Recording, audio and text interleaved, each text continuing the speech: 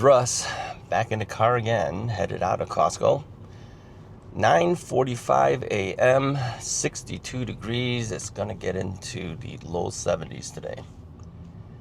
And yet, I can't go riding. Yeah, I'm still coughing it up really good. My voice is still messed up. Blowing my nose a lot. Seems like there's no end to this thing. It's crazy. So, let's move this a little bit there. Let's make this turn first.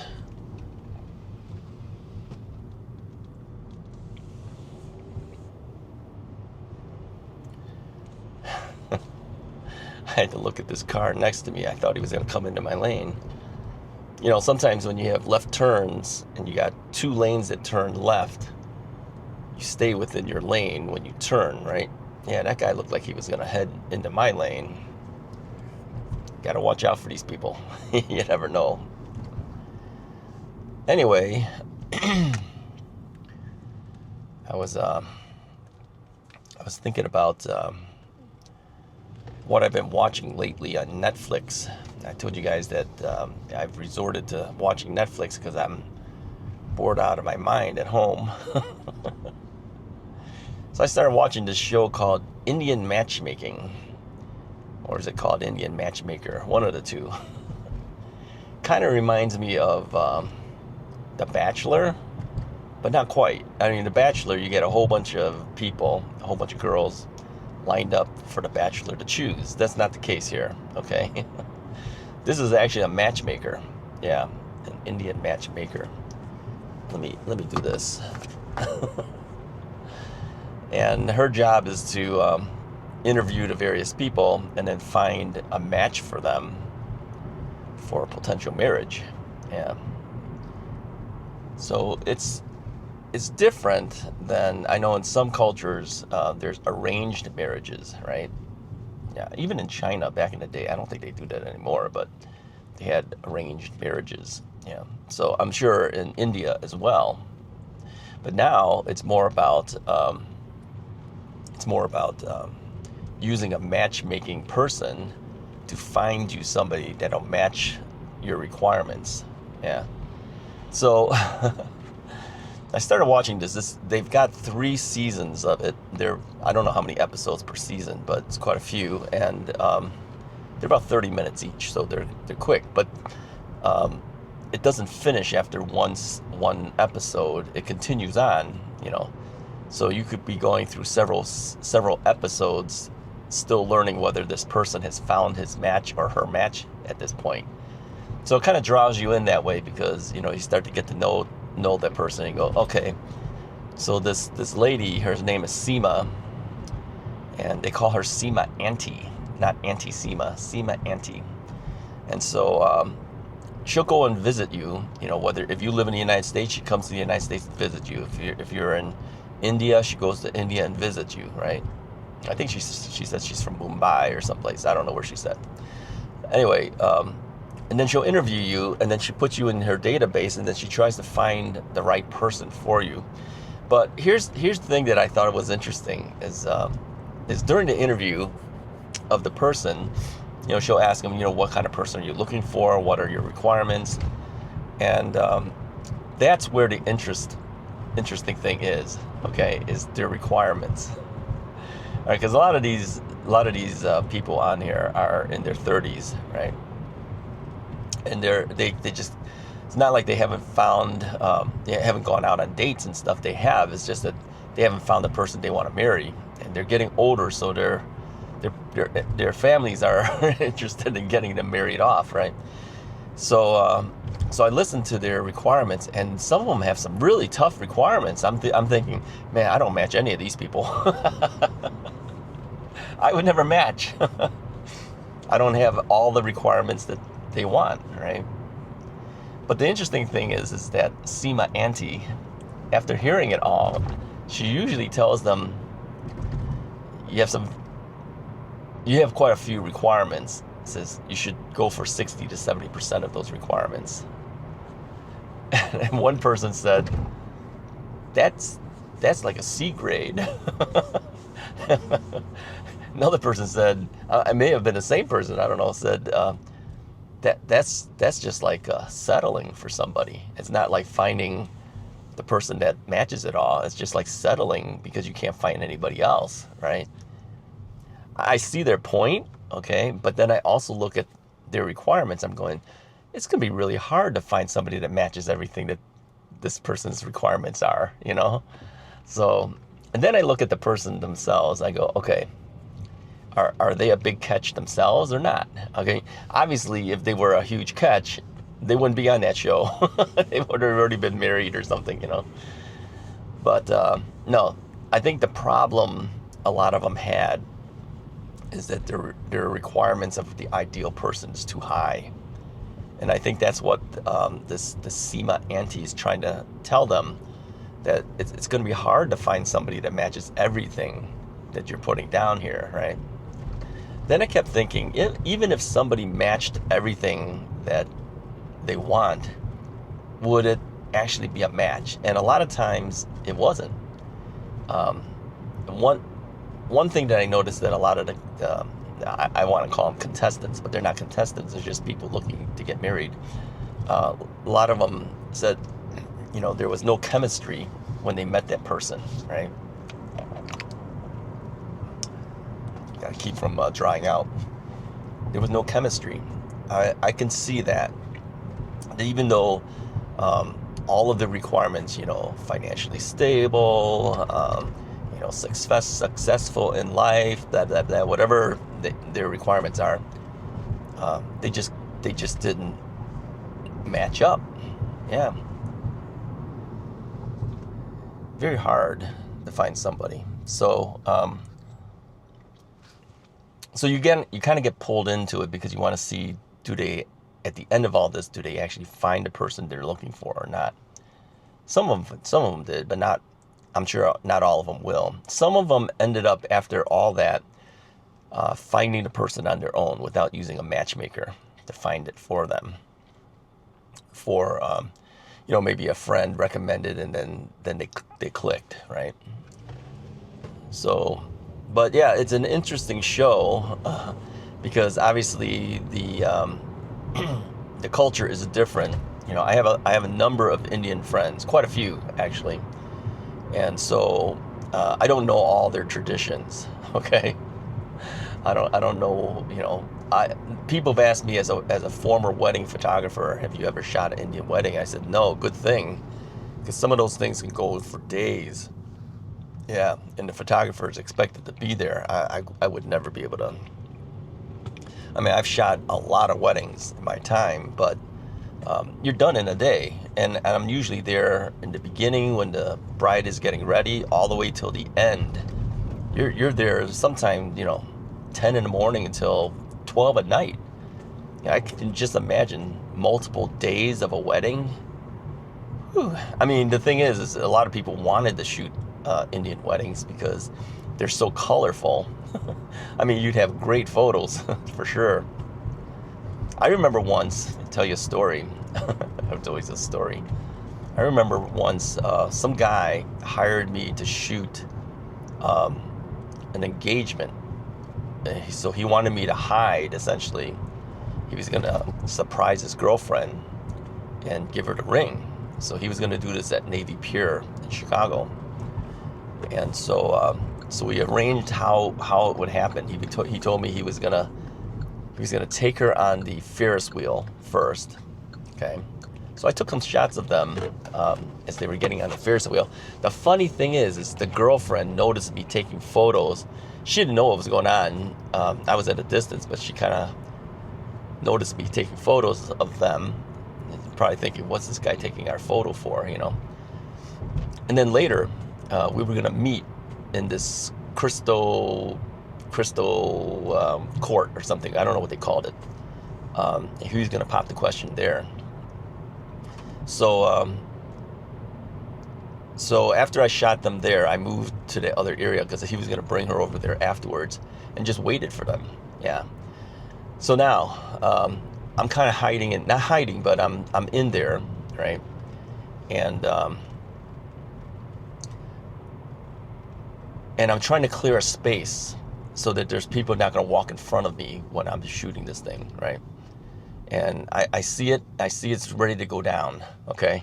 And I see people are starting to come, and I'm giving them the quiet signal of like, hold off, don't come through here.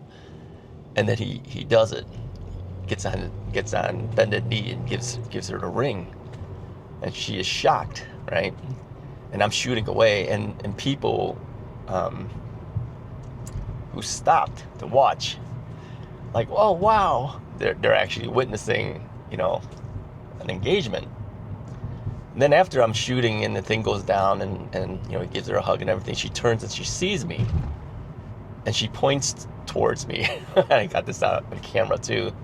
Then she realized this guy's here to shoot this engagement.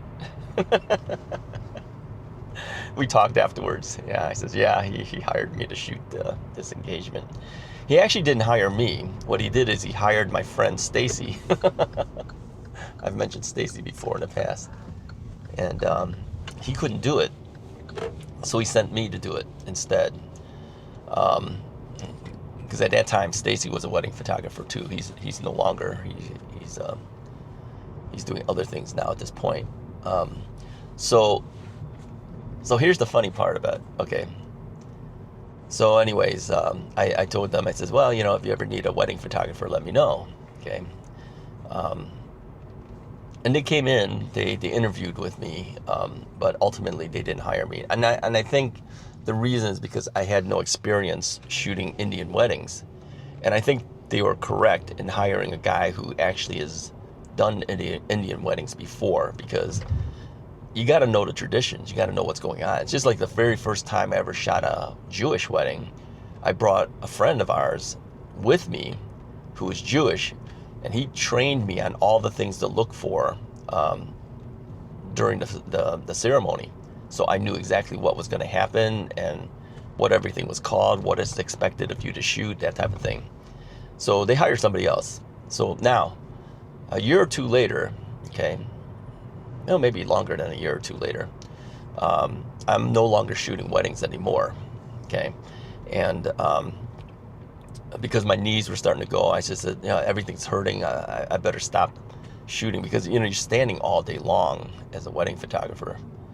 So I opened a photography school, as you all know, and then I taught a lot of students, 10 to 12,000 students. I think it was closer to 12 from last count. And so people would buy this on Groupon. They come in, take my class, and then they buy additional classes, and they take more classes with me. Let me park the car here. And so anyways, this girl in the class says to me, she's taking the class. Let me line myself up here. I like the backup camera, really helps a lot. All right, close enough. Maybe not. I'm still angled a little bit. There we go. All right, that's better. So she comes up to me and she says, "You shot my engagement." Yeah, it was the Indian girl. I didn't recognize her at first, but then as I looked at her closer, because I seen thousands of people going through my classes, I go, I did shoot your engagement. So we thought it was really funny, and she's telling her girlfriend who came to the class with her, says, this guy was the guy who shot the engagement. And she's taking my photography class. So yeah, they finally did get married, of course. But anyway, that's the story I have with the Indian wedding stuff. So anyway, going back to Indian matchmaking. Matchmaker? Matchmaking? I don't know. One of those two. Look it up on Netflix. I'm watching these people and I'm thinking, I don't know if this person's ever going to find anybody, I don't know. I'm not done with the series yet, so I don't know if all of them find the person they're looking for or not. But I kept thinking, wow, some of these people have some really tough requirements. I'm thinking, do I match any of these things? I'd fall short on a lot of them. Yeah, I would fall short on a lot of them. A lot of them want good-looking people. They want fit people. I would fall short right there. I'm not fit. Are you good-looking? Well, some people say you do, and some people say no, not really.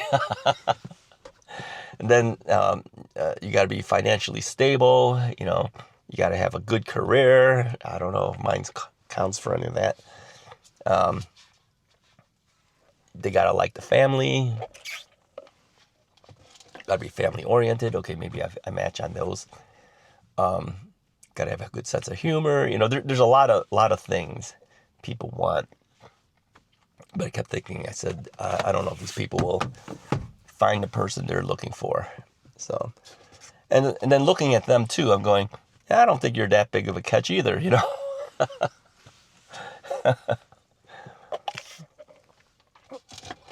One of them said that, after this whole analysis of things, she says, yeah, I think I have to look at myself. Maybe it's me who's stopping the process, who's stopping the potentials of finding, the person.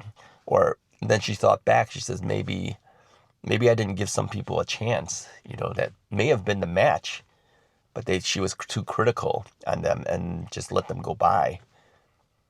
I mean, she'll never know at this point, right? Because these people have gone on, they've gotten married now, and they've got kids and all that.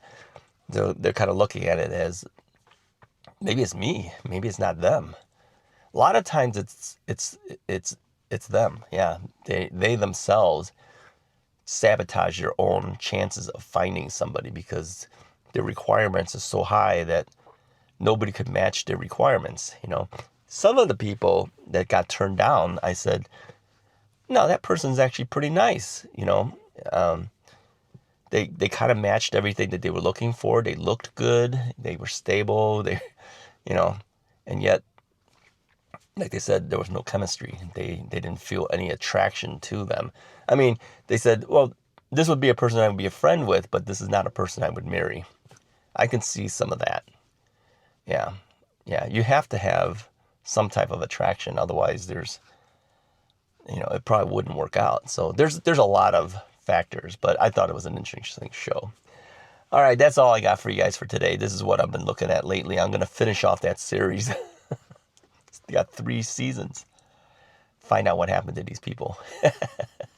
Check it out if you get a chance. Check it on Netflix. I'll tell you this. If you start watching it, you got to give it 1, 2, maybe even 3 episodes just to get a feel for it, because the episodes don't finish. Like I said, it continues on to try to find a match for that person, and then they introduce new people as well. I mean, if they could find a person within a half hour show, it's like that's not possible. It takes a little while because they got to go on dates and they got to figure out. And you go on the dates with them a little bit too. On some of them, they kind of show their dates, and you can see the awkwardness that people have. I'm clogging it up again. Hold on. And I kept thinking, is that how I was too? Was I kind of awkward? The thing with me is that,